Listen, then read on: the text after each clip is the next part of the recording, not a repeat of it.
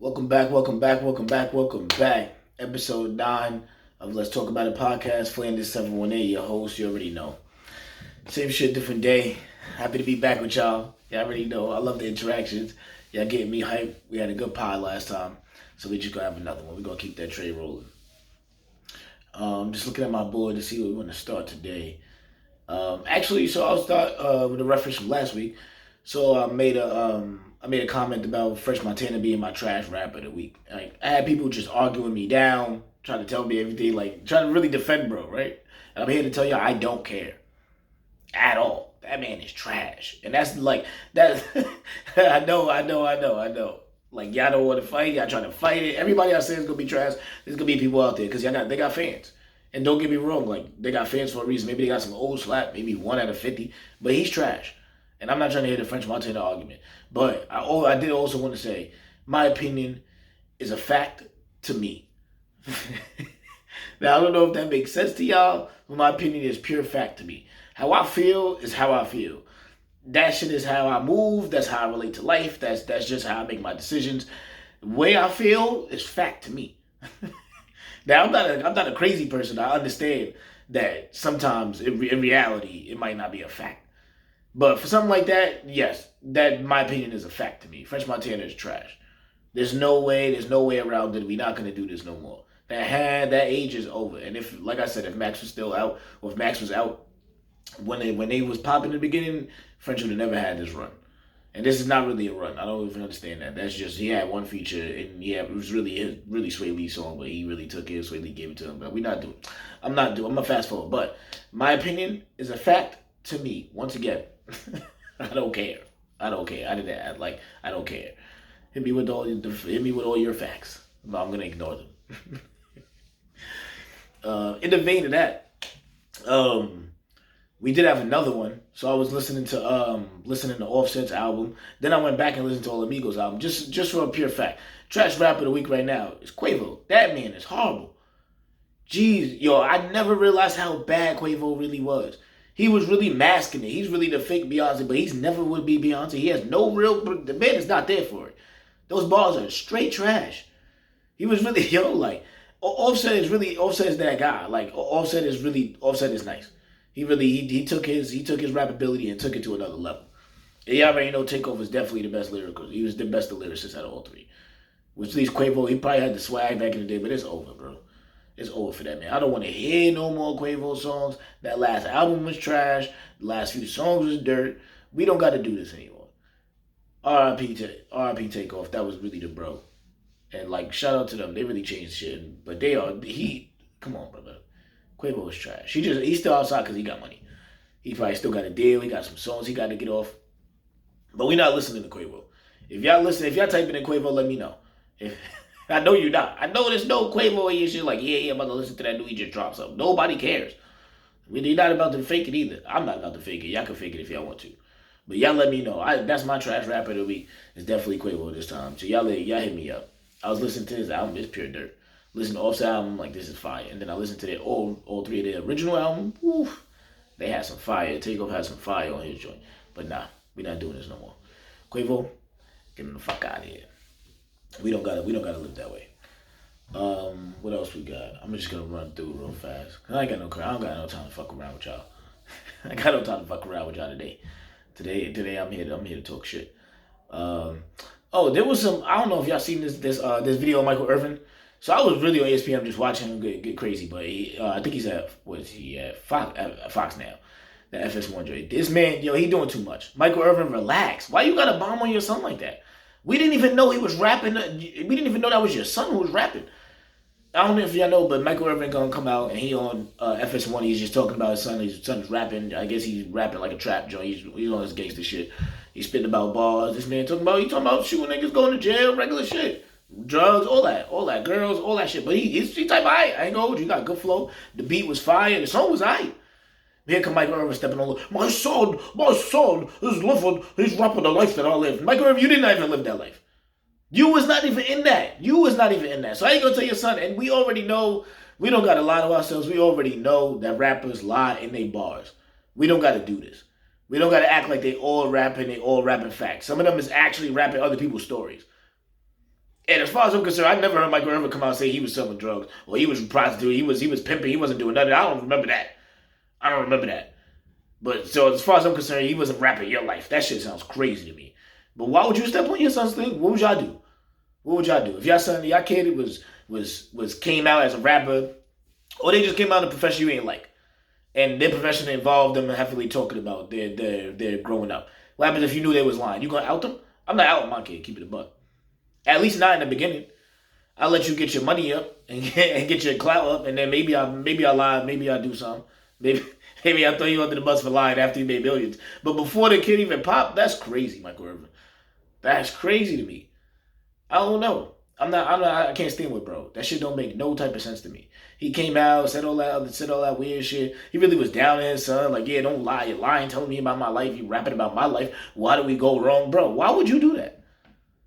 Like, I don't understand. What happens if that seems to be your son's dream? Somebody supported your dream. You're not going to support your kid's dream. At least in the beginning, like I said, y'all don't got to go along with it. And I ain't feel like he was bashing nobody. He didn't say he was a bad parent. He didn't say I didn't grow up, da-da-da. As far as listening to the song, it's just some regular trap shit. That shit sound tough, too. I ain't going to hold y'all. That nigga, he got talent. I forgot what his name is. Y'all can look it up, though. Y'all can Google it. I think it's Tut something. But the boy is nice. There's no reason I had to step on him. I don't agree with that shit. But I know some people did. Some people like, hey, I'm gonna defend my kid. Like, bro, why would you bomb on your kid like that? My understanding that shit don't seem right. But I mean, to each his own, because we don't gotta deal with that shit. Michael Irvin, you fucked up though. I'm not jacking that. We don't gotta sit there and act like you did that shit. I'm not fucking with no Michael Irvin. That's bullshit. He was probably giving that's the advice this son is getting from him. I don't know. I don't understand that shit. Okay. Oh, all right. I'm not gonna run through this subject like everybody else did.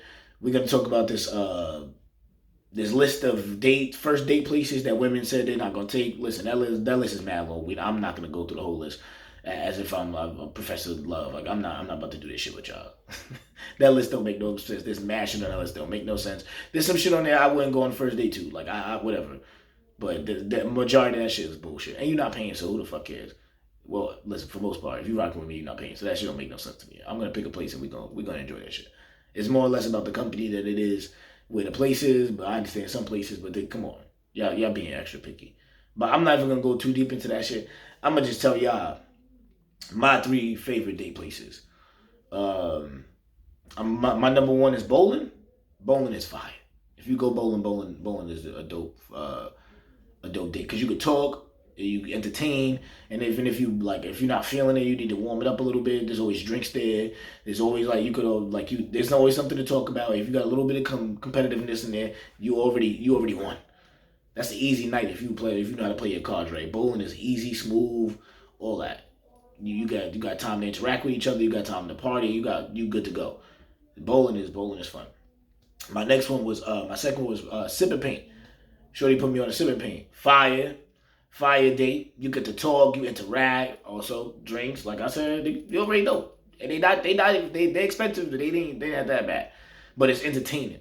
It's a group activity, so you're not really bored once again. And you're not all the way by yourself. You're in a setting where there's other people. So maybe you interact with the other couples there. Have crack a joke or two. You already know how listen, if you know who I am, you know how I rock. I like to be entertaining people. So I like to have fun with life, man. It's important to meet new people, have fun with life. But my second place would be Sip and Paint. Sip and Paint is dope. Now, my third one is cool for me, but it might not be for everybody. A comedy show. Now, comedy shows is lit. Just don't get roasted the first time you go on a date with Don't fuck around and sit in the front. Just don't fuck around and sit in the front. If you can get a seat in the middle of the back, you be all right. Listen to some jokes. Once again, you're in a place where it's private but public. It's a small setting. It's intimate. It's not that many people in most of those. Rooms be 50 people. I'm not talking about going to a crazy comedy show where there's 100,000 people. I mean, maybe if you do that too, if it's somebody famous. But a first date is usually something more low key. But you go there, usually, I'm in New York, so usually it's in the city or something. Go get something to eat before, after, whatever. But fun laughter is always the key. Something lighthearted. Something groupy, something a group activity, something where people can interact and you don't always have to feel alone. And something that, if something could break the ice. There's not much ice if you're going bowling because you have to talk. There's not that much ice because if you go into sip and paint, you're there together. You're sitting right next to each other. You got to talk. You gotta get in the groove of shit. Same thing with a comedy show. You're gonna laugh together. You're gonna look at show. You're like, that's crazy. Da da da. But those are my top three dates. So bowling, sip and paint, comedy show. Y'all let me know which ones. Y'all let me know your favorite first dates. And somebody tell me what y'all best first date experience is. Cause I've had some bad first dates. And them shit, boy, a bad first date is really crazy. A bad first date is really crazy. I'll let y'all know what. I went out, a Spanish restaurant with some shorty. We get there. I'm always a little on time. I'm always early, especially for the dates and shit like that. I like to obviously show up early, get there. We wasn't linking before she was gonna meet me there, right? Boom. So she had something to do. So get there, show up. I'm good. She not late. She pretty much like 5. She pulling up. She texting me, telling me she pulling up, whatever. She go cool. She come in, everything's cool. She a little nervous, right? Boom. So I understand being nervous, right? So we just talking, da da da da da. I'm trying to break the ice, right? Warm the situation up, and it does. It works. Like we start talking, we start laughing a little bit. Shit go crazy. Shit's going nice, right? But then I get a drink, and I had a long week, so I'm into my second one. Boom. I'm eating. I think she felt like she had to keep up, but she's not telling me like how she feeling. So she, so she sitting there, she drink a drink. She like, oh, da da da. She drink one, she drink another one. We chilling. She look fine. We all laughing, enjoying. I'm like, all right, we about to leave. Pay for the check. We get outside. As soon as we turn the corner, she throw up outside. I'm like, oh no, oh no, oh no. It's not gonna be well. It's not gonna be well. Now, mind you, it gets so bad to the point where she can't like. We can't go anywhere, and obviously I'm not gonna leave her by herself, so we can't go nowhere. So she's stuck. She throwing up. She threw up twice. She threw up 3 times. Now I'm sitting there like, all right. Now I'm just on the curb like, all right, bro. We don't gotta keep. I ain't know. Listen, that was probably the second or third worst day experience I ever had because it ended so crazy, and like and she was just so and the crazy shit is she talked after, and it was just even awkward. I made a joke about it. She didn't like it, and it ain't work well. If you can't laugh at me. She didn't want shit like that shit. But that shit was funny. That was one of the worst first dates. It just took too long to get comfortable, and as soon as she got comfortable, she just started throwing up. I'm like, listen. And I paid. I'm like, listen. Here's the guy. But y'all tell me what y'all best first date places are. I'm interested, and y'all let me know what y'all worst first dates. What is your worst first date? I need to know. Okay, here we go. Oh, boom. All right. So, talking to a friend over the weekend, talking to one of my homies, and we talked about advice that we got from each other. Well, not from me and him, but advice that we got from each other as men when we were teenagers. Now I'm here to tell y'all that is the worst advice you can get as a teenage boy is to get it from another teenage boy. That shit is the worst. We was giving each other the worst advice ever. That shit didn't even make no sense. I hate to tell y'all, it was ridiculous. We was just doing shit we wasn't supposed to do. Unprepared for life. Giving each other bad advice. Telling each other what to do. Everybody was following each other. High school was a fucking mess. High school was a mess. But I admit, when we growing up, that shit is hilarious. People become followers and they don't understand that that's kind of how you grow up. But I'm here to tell y'all, because one of my mans told me, listen. If you listening and you're a young man, don't get advice from your friends. They ain't shit. They ain't shit either. They don't know what they talk about, bro. Get it from somebody older and somebody you think that you could, that's a better example. Because we don't know what we're doing. Getting advice from your friend is just absolutely nuts. It doesn't make sense. Trust me. We all have, if you're 15, you have the 50-year-old mind. Don't do it, brother. You're going to go through mad shit. Everybody was a follower at one point in the child. I tell you that much. We was really having that convo about who's being followers. Everyone was a follower at a certain point in their time. A certain point in their life. It's just what they did. That shit is just nuts. But I just had listen, I had to say that shit. The worst advice you could get is from a teenager. They don't know shit. I don't understand why we ask each other for advice when we were teenagers. It did not work out well at all for most of us. At all.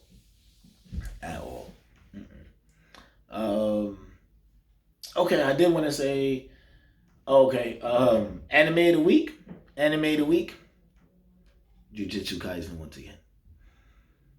Y'all doing a lot. Y'all outside. I fucking with JJK right now is going crazy. Y'all let me know which anime y'all fuck with. Y'all let me know which one y'all like. Please let me know. Put me on to something new. If y'all watching something different, let me know. Because right now I'm just watching Bleach and JJK right now, to be honest. I'm watching a few odds and ends right now, but I'm not watching nothing. I need something in life. Y'all put me on. What do y'all got? Anime con just passed. Everything just passed. I need y'all to let me know. I'm looking to get into something new. And then I was also contemplating. So I was scrolling through. I'm a big DC fan. Big DC fan. Big Batman. Big Superman.